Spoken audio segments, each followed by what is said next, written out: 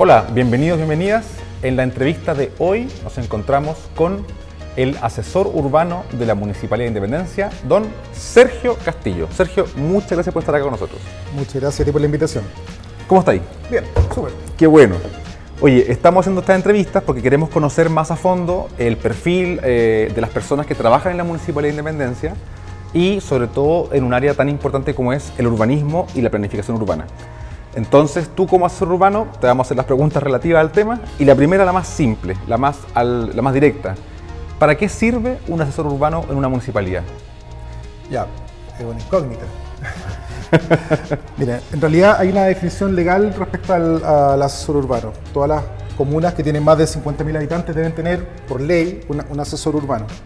Y las materias que le competen al asesor urbano básicamente son mantener actualizados los instrumentos de planificación, el plan regulador, que la gente conoce normalmente, y prestar asesoramiento al alcalde y a los concejales respecto a temas de desarrollo urbano.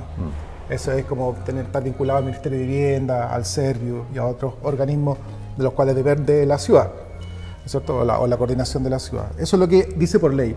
Pero básicamente los asesores urbanos se involucran también en todos los proyectos que tienen que ver con desarrollo urbano, proyectos estratégicos dentro de la ciudad, como los desarrollos patrimoniales, como las grandes avenidas, etc. De alguna manera se mantienen actualizado al alcalde, ¿no es cierto?, en la información de lo que está sucediendo como ciudad. ¿Ya? Y además desarrolla proyectos también, en el caso nuestro, en las comunas más pequeñas en realidad, desarrolla labores como de proyectista, de proyectos urbanos.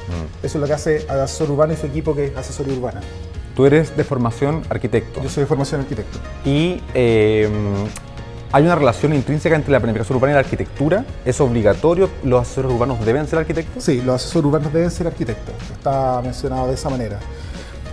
Mira, hasta hace unos años no había una preparación formal para la planificación urbana. Entiendo que hoy día la Universidad Católica entrega el título de planificador urbano. Eso es como lo que ocurre en el resto del mundo. No es necesario ser arquitecto para dedicarse a la planificación urbana. En todas partes del mundo, los geógrafos, antropólogos, sociólogos y arquitectos e ingenieros en transporte se desarrollan labores de asesoría urbana, haciendo el símil a Chile, en planificación para gobiernos locales. Pero en Chile la ley estipula que son arquitectos los que se encargan de la asesoría urbana. ¿Tú cuando llegaste acá a Independencia, primero, cuándo fue? ¿Cuándo llegaste a Yo Independencia? llegué el año 2000, a fines de 2012, en 2013 ya comencé como asesor urbano. ¿Y con qué te encontraste en ese momento en la Independencia? Independencia es una encrucijada. Yo venía asesor urbano de la comuna de Maipú. La comuna de Maipú es una comuna gigante, son más de 600.000 habitantes, lo cual hace que sea una comuna que tiene problemas de ciudad.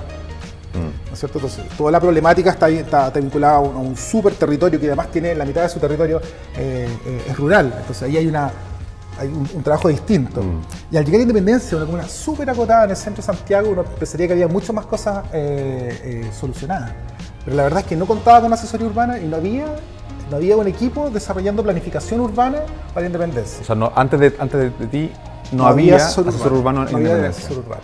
Entonces estaba esa situación, que para mí es lo que te digo yo, la encrucijada. Como una comuna en pleno centro de la ciudad no tiene planificación urbana. Ya, eso era extraño. Había un funcionario que se encargaba, en la medida de lo posible, de mantener las cosas ordenadas, pero obviamente no era su rol. Entonces no estaba empoderado. Eso ocurrió en Independencia, a la vez que Independencia es una comuna muy joven, una comuna creada en el año 90, ¿no es cierto?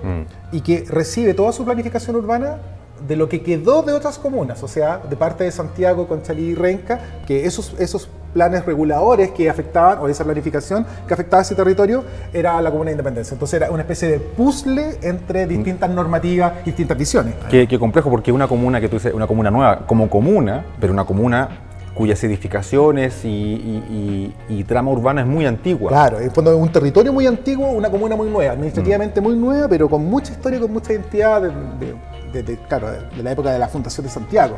Oye, ¿qué consecuencias ha tenido? Porque me llama mucho la atención que no haya habido asesoría urbana antes. ¿Qué consecuencias, qué pasa en una comuna cuando carece de asesoría urbana?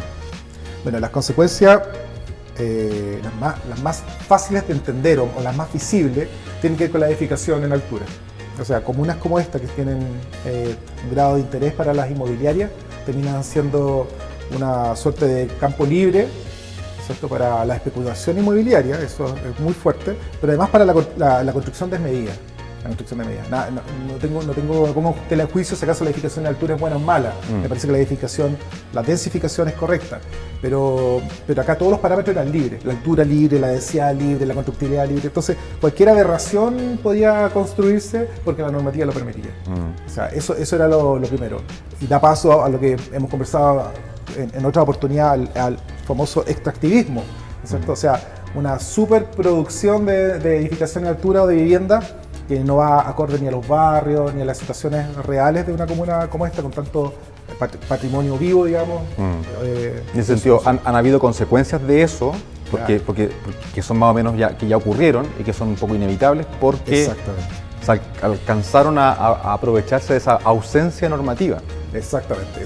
Y eso es muy difícil de explicar a la gente que no tiene en realidad por qué saberlo, pero el proceso... Pero que deberíamos explicarlo. Claro, el proceso de un permiso de edificación, uno debe respetar la normativa que se le entrega en el momento en que la solicita un proyecto. Eso es el momento del anteproyecto que uno conoce al arquitecto. Cuando ingresa ese proyecto como anteproyecto y si mantiene todos los parámetros de correcciones, de revisiones, la dirección de obras municipales, pero cumple con los que se le entregan en ese momento, ese proyecto está vigente. Independiente si uno modifica después la planificación y dice no quiero más edificios al final. Debo respetar la información es previa, en fondo, los certificados de informaciones previas, con la normativa que se entregó ese documento. Y aparecen estos edificios que después de haber modificado el plan regulador en el año 2014, siguen apareciendo edificios con normativa que ya no es vigente, digamos. Ayer mencionaste algo, hubo una modificación entonces del plan del 2014. Claro. Me imagino que nos contabas que te habías encontrado con una comuna que no tenía asesoría urbana y que tenía estos problemas que algunos los podemos ver hasta el día de hoy. ¿Y cuál fue el desafío entonces en ese momento, de encontrarse una comuna sin planificación? Sí, mira, yo sabía mucho de la situación de Independencia, o sea, la había estudiado antes de ser asesor urbano. Había venido a la comuna varias veces como a observar y sabía que el problema número uno era generar una nueva normativa. O sea, lo primero que había que hacer era actualizar el plan regulador, porque si no iba a ocurrir lo que la gente reconoce que ocurrió en otras comunas, como Estación Central, donde hasta el día de hoy sigue siendo una problemática súper compleja. No solo una problemática urbana, además una problemática administrativa muy compleja de cómo aplicar un plan regulador. Entonces, lo que había que hacer acá era tomar lo que había de plan regulador, que ya se había iniciado, había un estudio, una investigación, y que estaba en foja cero, y lo que se hizo fue tomar eso e inmediatamente iniciar el proceso de aprobación del plan regulador, haciendo las modificaciones lo más rápido posible, bajar las alturas, por ejemplo, modificar las densidades que estaban libres, digamos. Podías construir densidades de 9.000, hoy día no se puede más de 2.000, que es algo normal para una ciudad. Bueno, hacer todo ese proceso más el proceso de aprobación. Tuvimos mucha suerte de que en el ministerio había gente que entendía nuestra problemática. Entendía que si esto no sucedía ahora, podía haber un serio problema en un territorio como este. Entonces, las aprobaciones fueron rápidas, muy expedito, las conversaciones fueron muy bien acogidas, ¿ya? El alcalde tuvo una participación increíble, entrevistándose con cuantos seremi o ministros fuese necesario. Eso es, en el fondo había un conocimiento dentro de la administración que llegaba de que había que actuar rápido, ¿ya? Y lo principal fue, inmediatamente que partimos el proceso de aprobación, congelamos los permisos de edificación. En la área más compleja de la comuna hicimos un congelamiento. Perfecto. Entonces hubo un frenazo. Un frenazo que tenía que suceder súper coordinado. El proceso de congelamiento de los permisos dura 1 año. O sea, tú puedes aplazarlo parte 3 meses y luego puedes ir prorrogándolo, pero no puedes prorrogar más eso que 1 año. Entonces lo que hicimos fue ponernos la meta de tener aprobado un plan regulador en 1 año, lo cual es una locura. Hoy día en Chile un plan regulador puede demorarse 3 años, 4 años con facilidad en ser aprobado. Entonces dijimos, vamos a tratar de sacar el plan regulador en 1 año. Para eso tienes que estar todo el mecanismo coordinado. Trabajábamos día domingo, o sea, todos estábamos concentrados en sacar ese proyecto. Oye, pero antes de que me sigas contando, porque me parece que tenemos que desarrollar más de cómo se realizó, porque imagino que hubo participación ciudadana, hubo un tipo de procesos como de involucramiento de la comunidad, pero nos vamos a contar en el segundo bloque, porque el primer bloque llegó al fin y tenemos que hacer una pequeña pausa. Vamos a hacer una mención y volvemos nuevamente con Sergio Castillo, asesor urbano de la Municipalidad de Independencia.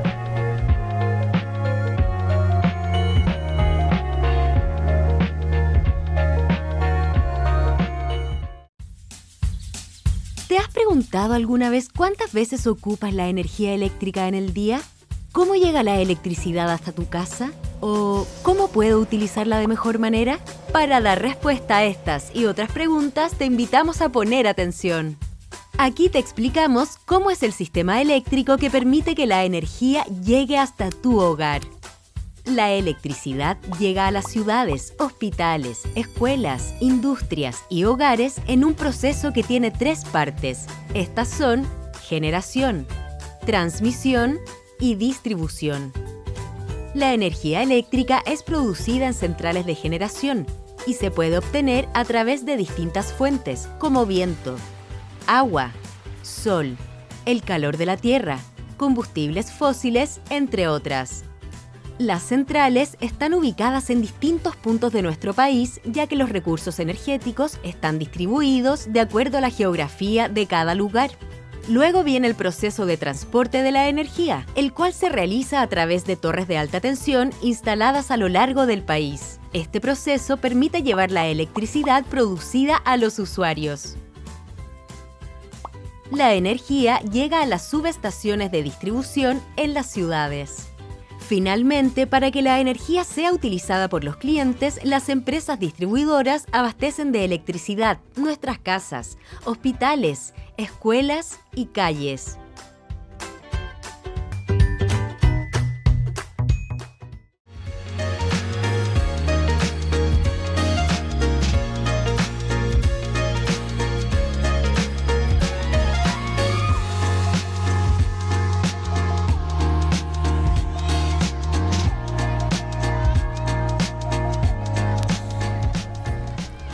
Estamos de vuelta con Sergio Castillo, asesor urbano de la Municipalidad de Independencia. Estamos entrevistándolo y nos está contando justamente el proceso que significó iniciar un área de asesoría urbana en Independencia. Y me contaba que había una urgencia, que era crear rápidamente una normativa nueva, desde cero, en tiempo récord.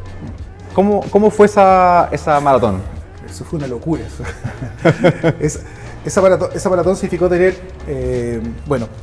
primero, la labor del alcalde, las conversaciones con los organismos que aprueban los planes reguladores, fue muy cercana. Fue muy cercana, en el fondo, lo que te decía antes. Ellos entendieron que había una problemática que se podía desatar en cualquier momento. Ya lo estábamos viendo, que era lo que sucedía en Estación Central, y eso no nos podía ocurrir a nosotros. Segundo, cuando uno hace un congelamiento y lo anuncia demasiado, o sea, vamos a congelar los permisos, lo que ocurre inmediatamente es que el mercado, ¿no es cierto?, en este sentido el mercado inmobiliario, reacciona metiendo un montón de proyectos a la Dirección de Obras Municipales. ¿Ya? Que ese es el caso que ocurre en Estación Central. Mientras se produce estas modificaciones de plan reguladores, las inmobiliarias reaccionan porque saben que van a venir unas modificaciones que lo van a perjudicar. Que son más restrictivas. Que son más restrictivas. Entonces meten un montón de proyectos. Nosotros logramos frenar esa cantidad de proyectos. Pasaron muy pocos proyectos en esa época, porque también mantuvimos el silencio de que habíamos iniciado el proceso de congelamiento. Pero no nos podía vencer el proceso de congelamiento. O sea, eso tenía que terminarse el congelamiento y tener aprobado el plan regulador de ahí a calzar dentro de un año, porque si no la ventana que se produce permite que otros proyectos ingresen con normativa antigua. Exacto. Claro. Bueno, eso ocurrió. La diferencia que tuvimos entre la aprobación y el congelamiento fueron apenas 12 días. 12 días creo que alcanzaron a ingresar 30 permisos, o ya no recuerdo el número, puede haber sido 30 o menos permisos, alcanzaron a ingresar dentro de esos días. Y no pudimos, bueno, tú sabes, permisos no se pueden revocar, digamos. Exacto, el permiso, para hacerlo como un pequeño resumen, una reseña corta, ¿para qué sirve un plan regulador? ¿Cuáles son sus superpoderes? Sus superpoderes. El plan regulador tiene varias aristas, pero las que más nos afectan, las más que nos damos cuenta de cómo actúan, son las condiciones normativas, que se llaman, las condiciones urbanas, ¿cierto?, que entrega. Son básicamente la altura, la densidad, que la gente no lo entiende mucho, que es la cantidad de personas que podemos meter dentro de un territorio, ¿no es cierto?, a ocupar un territorio. La constructibilidad, que es cuánto se puede construir. La ocupación del suelo, cuánto de esa construcción debe estar puesta en el suelo y cuánto suelo libre queda. Esos son, y los distanciamientos, etcétera. Pero esos son como los más conocidos o los más visibles. Hay un montón de otros temas que tienen que ver con la vialidad, con las expropiaciones, con las áreas verdes, etcétera, que están dentro del plan regulador. Pero esto es muy visible. La forma que pueden tener lo que se construye. Exactamente. Y también el tipo de uso de lo que se construye. Los usos de suelo, sí. Que eso también es como, yo he visto planos que están con los colores, que en el fondo exactamente. Una zona se puede poner solo vivienda, o vivienda con comercio, o solo industria, o prohibir algunos usos. Exactamente. Que también determina también la dinámica del funcionamiento de la comuna. Exactamente. Ahí también tú tenés mucho que ver. Sí, lo que pasa es que el uso de suelo no es un territorio virgen, no hay podría haber un deseable. Yo desearía que hubiera este tipo de desarrollo, pero hay una preexistencia. Entonces, los usos de suelo normalmente tienen relación con la preexistencia y con las potencialidades. O sea, uno debe respetar aquellos rubros que se desarrollan de una manera en un lugar y ver cuáles serían las potencialidades a futuro.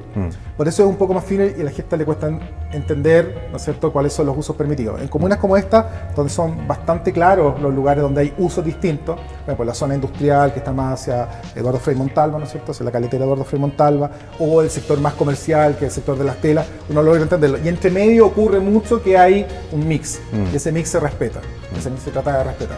Pero uno trata de potenciar estas áreas comerciales. Perfecto. Oye, ¿cómo fue el proceso de crear un plan regulador de la nada? O sea, ¿qué hubo que hacer también en términos como de cercanía con las personas? ¿Hubo participación? ¿Cómo se llevó a cabo eso? Sí, mira, el plan regulador se venía trabajando con una consultora externa en un proceso que llevaba el Ministerio de Vivienda a todas las comunas que no tenían plan regulador durante los años, ya no recuerdo, pero creo que el 2011 u 8 por ahí, 8 creo que fue, el Ministerio de Vivienda contrató consultorías para hacer desarrollo de sus planes regulares. Creo que muchas de ellas, a veces un gran porcentaje, no llegaron a fin. Entonces se hicieron los estudios, los análisis, ya, porque hay muchos estudios que hay que hacer de tránsito, de agua, etcétera, ambientales. Entonces eso se realizó, pero hubo una modificación de la ley. Vino una modificación de la ley que se llama, cambiaron los estudios ambientales y exigieron a todos los planes reguladores tener una cosa que se llama los EAE, los estudios ambientales estratégicos. Okay. ¿Ya? Era una nueva modalidad de entender los estudios ambientales. Y el plan regulador nuestro no lo tenía. No tenía estos sus estudios ambientales estratégicos, porque era una normativa nueva. Entonces todo se congeló en esa discusión porque había que sacar plata del bolsillo, pagarle a una nueva consultoría, algo que ya estaba hecho. Nosotros, en paralelo con el plan regulador, contratamos los servicios de estudios ambientales estratégicos. O sea, eso fue lo principal, porque si no, íbamos a llegar al final, de nuevo sin esos estudios nos iban a rechazar. Así que lo hicimos en paralelo, lo cual la ley lo permite, así que avanzamos en eso. Y había que hacer las participaciones ciudadanas. Perfecto. Hicimos varias participaciones ciudadanas, yo creo que debemos haber hecho 5 o 6 participaciones ciudadanas distintas. Ya se habían hecho más de 8 participaciones ciudadanas. Por lo tanto, le pedimos al Ministerio que las validara, porque no estaba modificando sustancialmente lo que ya se había presentado.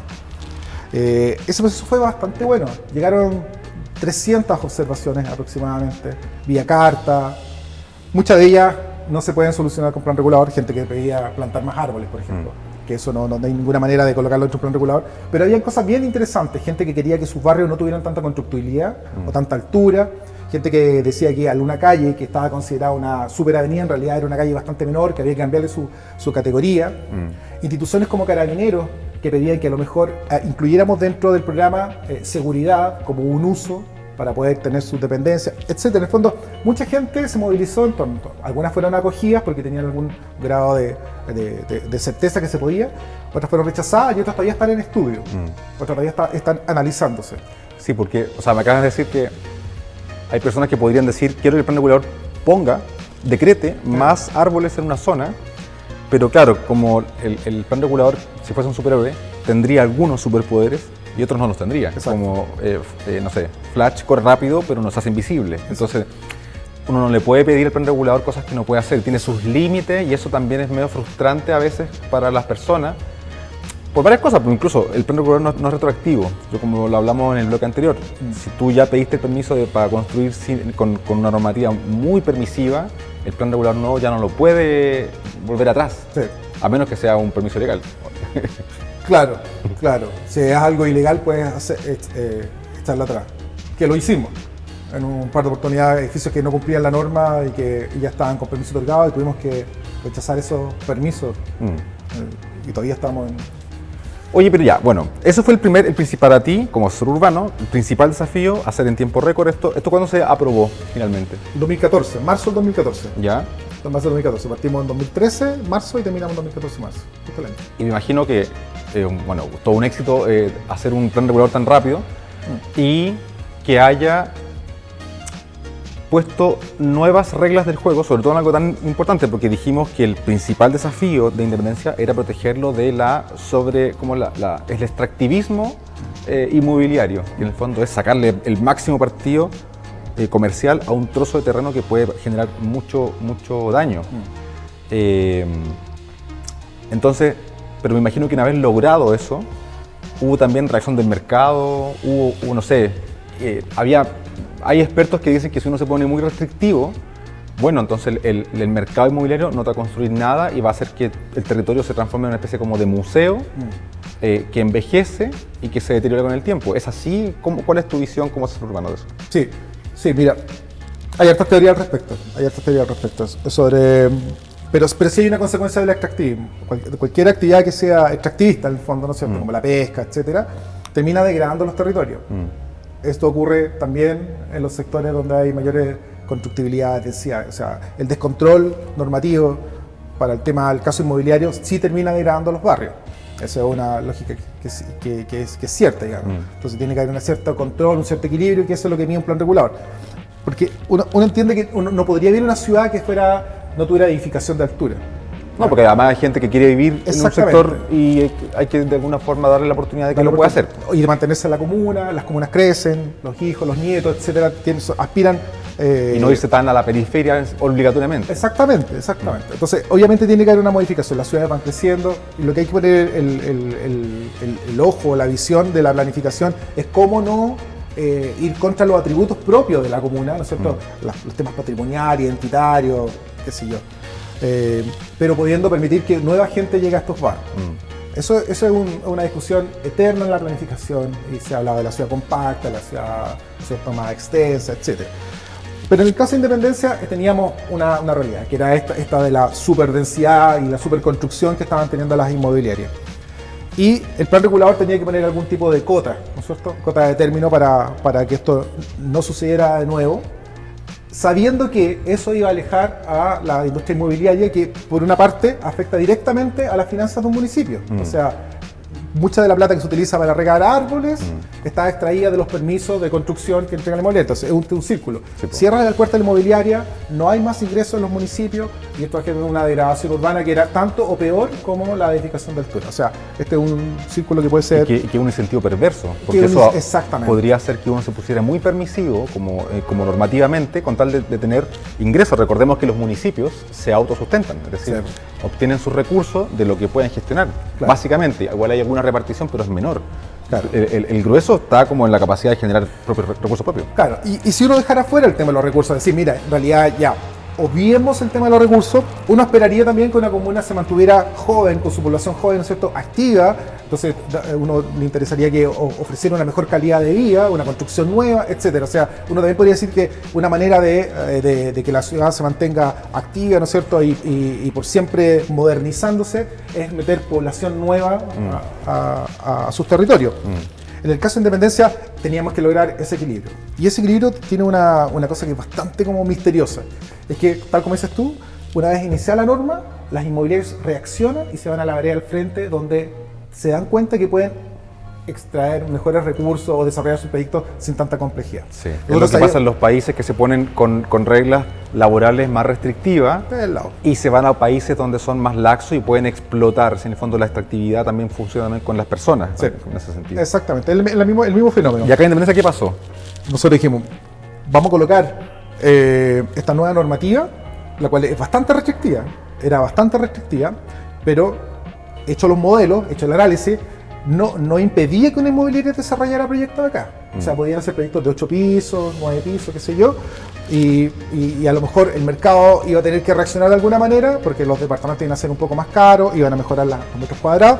Dijimos, bueno, esa es la jugada, o sea, ir mejorando la calidad de lo que se construye, pero eso tiene una reacción que hace que primero las inmobiliarias paran de comprar terreno, paran de desarrollar proyectos y analizan el mercado y por lo general cambian los actores. Aquellos actores que era muy simple construir acá, se van, se aburren un poco de esta normativa y ingresan nuevos actores que analizan y dicen, mire, yo creo que también puedo hacer un proyecto bueno.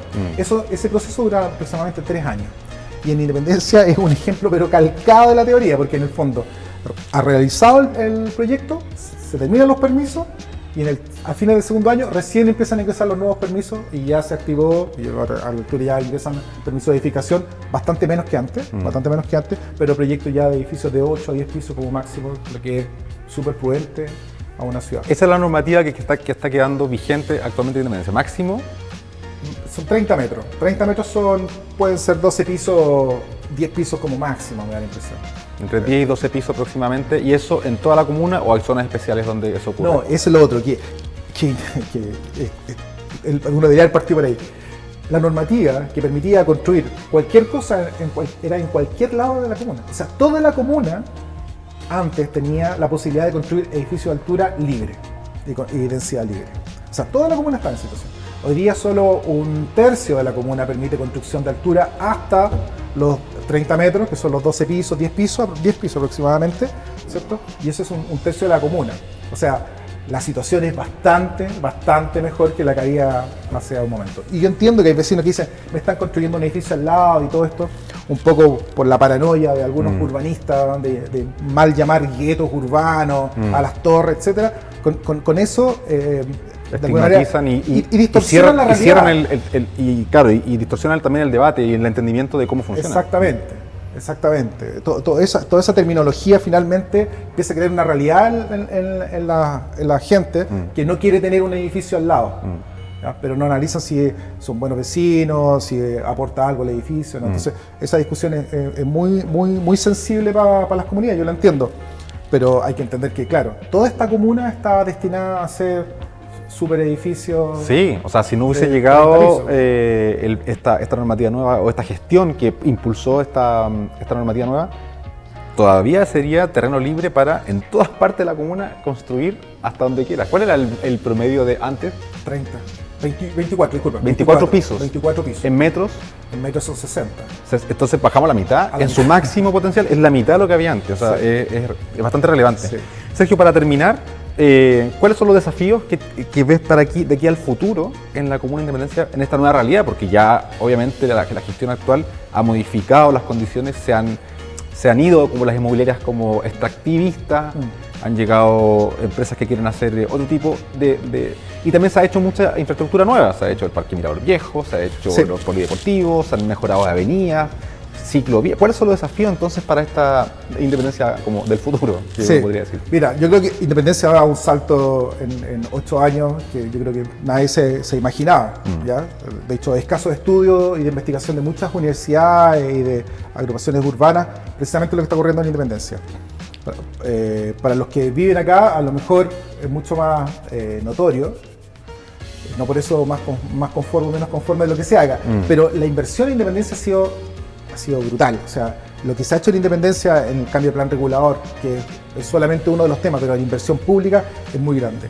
Yo creo que lo que viene ahora es de esto mismo mejor, más y mejor, pero además conectados. O sea, una de las cosas que me llamaba mucho la atención de Independencia es que a pesar de ser parte del centro de Santiago, tenía una cierta lógica de funcionamiento como de comuna de la periferia. ¿Ya? Alejada del centro. Alejada del centro. Y no es peyorativo, sino de alguna manera la gente no entendía que era parte del centro y como que todo costaba llegar. Yo creo que una de las cosas interesantes que tiene Independencia es que tiene cercanía a muchas cosas muy interesantes. Por ejemplo, el sistema de parques en torno al río Mapocho. Correcto. Están a 100 y 200 metros de nuestro límite, o sea, está muy cercano. Y tenemos los centros de salud, etcétera, todo lo que tenemos nosotros. Está hablando del Parque Los Reyes y el Parque Forestal. El Parque Forestal. A 300 metros lineales está el Parque de la Familia, ¿no es cierto?, del ex Renato Poblete. Ese parque está a 2 pasarelas de nuestra comuna. Es un super parque, subutilizado absolutamente, pero está al lado. Entonces, ¿cómo conectamos la comuna con el resto de la ciudad? Eso yo creo que es un súper desafío. Y lo otro, que es algo que venimos encando el diente hace rato, somos una de las comunas que más ha invertido en patrimonio. Tenemos tres barrios recuperados patrimonialmente, próximamente, ¿no es cierto?, el Plaza Tacabuco, que estamos hoy día viendo el financiamiento. ¿Cómo conjugar esto con la recuperación patrimonial? O sea, eso yo creo que ha sido un caballo de batalla que vamos a mantener. O sea, cómo recuperar la identidad de los barrios para que sean actores de la construcción de la ciudad. Exacto. O sea, es interesante porque hay renovación, pero también hay conservación para que los barrios antiguos tengan sean tan valiosos como podría ser un barrio nuevo. Exactamente. Y que en el fondo convivan esas dos realidades, que se potencien y se dinamizan la ciudad y lo que es parte de ahora Independencia como conectado al resto de Santiago. Exacto. Nunca mejor dicho, Henry, ¿no? Claro, y es el desafío que tenemos todos. Lo que pasa es que uno de los grandes atributos que tiene esta comuna es precisamente eso. Su atributo principal para mí es el patrimonio. Si un tercio de la comuna permite tener edificación, ¿no es cierto?, nueva, bueno, hay 2/3 de comuna que pueden ser rescatados y ser transformados en barrios modelos de recuperación patrimonial. Yo creo que esa es la nueva lucha. Y movilidad. Se ha hecho harto movilidad, harta ciclavía, harto transporte público, pero se puede mejorar. Se puede mejorar mediante algunos proyectos puntuales que están en carpeta y que ya... ¿Se puede adelantar algunos así como para ir viendo cuáles van a ser los proyectos futuros? Proyectos futuros. ¿O estamos todavía postulándolos y todavía no se pueden dar noticias? Yo creo que sí, ya lo hemos conversado varios. Yo creo que Vivaceta, la recuperación de Vivaceta como una avenida parque es la principal. Yo creo que ese debería ser un proyecto, pero calzado para la nueva independencia, por decirlo de una manera, para una independencia nueva. A transformar Vivaceta no en una avenida troncal de transporte público, sino en una avenida parque. En el fondo, una avenida por la cual la gente pueda salir, pasear, eje comercial, etc. Interesante. Ojalá podamos ver ese proyecto prontamente ejecutado. Y bueno, ya nos pasamos en el tiempo, hicimos ya el doble del tiempo que necesitábamos, pero estamos muy contentos porque ha sido una entrevista muy interesante y nos quedan muchos temas en el tintero, porque de movilidad podríamos hablar un día entero, claro. Y de infraestructura pública, otro día entero. Así que queremos despedir y agradecer la presencia de Sergio Castillo, asesor urbano de la Municipalidad de Independencia. Lo despedimos. Muchas gracias, Sergio. Gracias a ti. Y ustedes sigan conectados porque viene más contenido en la siguiente sección. Así que nos vemos aquí en Canal Independencia Ciudadana. Chao, chao.